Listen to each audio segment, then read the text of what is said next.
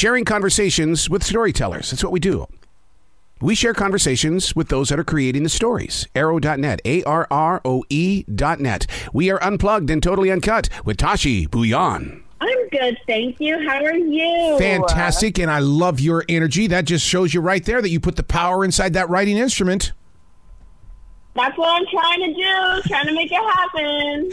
I got to tell you, you really inspire me in the way that this story came together, because I'm a stream thinker and I believe in freeform writing. An experience that you had with Tom Holland is why this book even exists. Yeah. 17-year-old me was like, this would be a good book idea, and 23-year-old me made it happen. So what finally got you to grow in that direction? Was it something that was just planted in your heart and you're going, okay, I'll get to it, and then when it started to happen, it unwound? That's exactly it. I was always like, I loved writing since I was like little, and I've, taken to it with so much gusto, but I didn't like seriously consider like being like a serious, well, it's not that I didn't consider it, I just didn't think it was possible until I was in college, and I was like, maybe I could do this. Like, I wanted to do this my whole life. Like, what am I waiting for? Like, what can it hurt to try now? And so I gave it a whack, and I somehow got a book deal. So we're here now. Now, writers are very, I don't want to say inward or anything like that, but what writers are is you've got to have a favorite place to go let your imagination fly. You can't just write in any place. Where did you select it, and where were you feeling the energy? Ooh, I think probably my couch is so comfy that is where I will sit. I'll have my like little snack, have a little sunlight streaming in, put on my little music playlist, and I'm like, all right, I'm in a good spot. Like, my back is well rested. I'm not hunching over. I can write. So interesting that you say music, because in my notes I'm going, there is a rhythm to the way that you share your words with us. And I was going to ask you, you're either a musician or you were listening to music. Oh my God, I love music. I feel like music has been such a big part of my life. I always say that I can't even start writing a book until I've made a playlist for it. Very interesting. All right, so I'm going to take it even further into that question, because my last two books that I put together, I actually wrote music while doing it. Would you ever do something like that as well? And that's why you become, because I believe the one thing that's missing from writing these days, soundtracks that go with the books. That actually sounds so cool. I don't know how to write music, but that would be incredible. Like, the idea of having like a little cinematic, like, you listen to it while, oh my God, that's so cool. I love that idea. Now, YA readers, very faithful. I mean, very, very faithful. Getting inside their thinking imaginations. How is it an easy journey for you? So I'm very fortunate in that I'm not that far off from the YA age range. Like, when I first started writing YA, I think I kind of still am a young adult. So I think it's been very helpful in that regard. But also, it's been, quite a minute since I was 17. And, like, what college am I going to go to? How am I going to get through the end of the school? It's been a minute since that. But I feel like being so connected to that crowd and, like, being on social media and having, like, younger, like, cousins, siblings, like, all of that has really helped me kind of, stay in that mindset. And also, like, I really call on the younger version of myself when I'm writing my book. I feel like I just want to make her proud.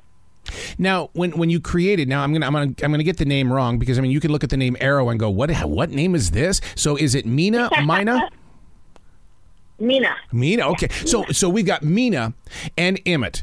And you know darn good and well that Mina is her personality is she's on a mission to win. But Emmitt, this guy, this right here is the conflict in the story, but you gotta love that relationship. Yes. They have a little rocky start to their relationship. A little? But I think yeah. Let's just say there are various curse words used. But that's what makes it even more fun when they realize they both need each other to, like, get through, like, whatever they have to do. Like, Mina's about to enter a film competition and Emmitt's about to enter a photography contest, and neither can really do it without the other's help. So it's like, what do I do now? Like, I literally can't stand this person, but I also need their help. So I guess we'll make it work. It's not like we're going to fall in love. Well, you put your readers right there in something that they probably face in their own life, where it's like, okay, if winning, if it's big in my life, is it worth losing? And how many people, I know people are going to react to this, that they have been in that same exact place. Yeah. It's like a lot of times, like, you want to follow your dreams so bad that, like, you'll do anything for it. And I think that's something you really see in the arts a lot too, like being willing to like do anything to pursue this dream of yours. And so it just makes sense for both Mina and Emmitt to be both like in the humanities, Mina obviously in film and Emmitt also technically in film, but also in photography. And for both of them to have this like shared passion that brings them together. Don't you also in a very neat way open the door for your readers to say, hey, yes to their creativity? Because I mean, you know, the thing about being a creative person is it's a magnet to collect other creative people, and we all get together and relate with our journeys.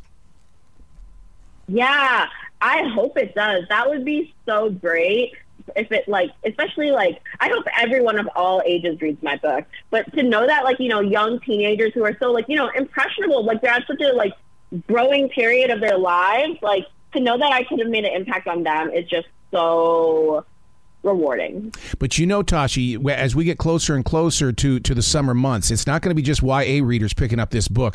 My wife happens to love the YA books because it really puts her in her own place. I love that. I love that. I hope I never stop reading YA. Like, I hope like 20, 30 years from now, I'm still reading YA because I do think it's just so fun and transformative and just like such a good reading experience.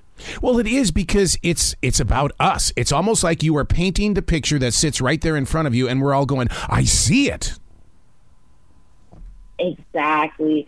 It's like, it's crazy how books really are like movies in your head. Yep. Yeah, but so let me ask you a question though. When you write a book such as this, a show for two, and you get it out there, you send it to the editor and stuff like that. How do you grow beyond this book now? In other words, I'm sure you're already on to your next project and stuff like that. That's what I love about writing. Is like it never ends. Mm-hmm.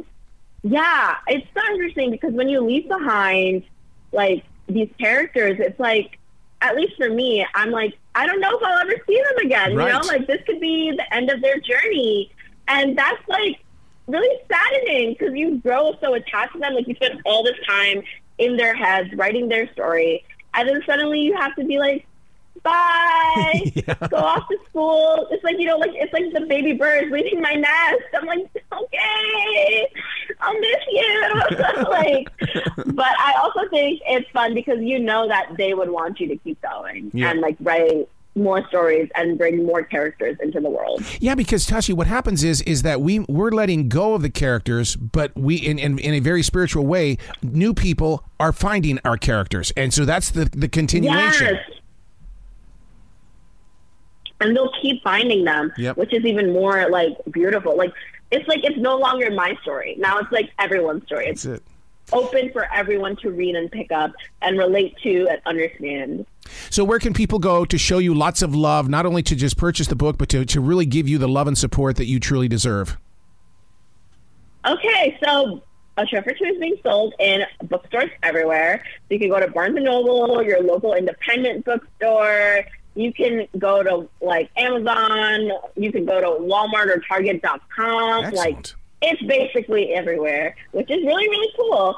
And if you want to find me on social media, you can just search my name, Tashie Bhuiyan, on Instagram, TikTok, or Twitter. You're so in touch. You got to come back to this show anytime in the future, Tashie. The door is going to be open for you. Oh, my God. I would be so honored. Excellent. Well, you be brilliant today talking with everybody about your story, okay? Thank you. I will try my best.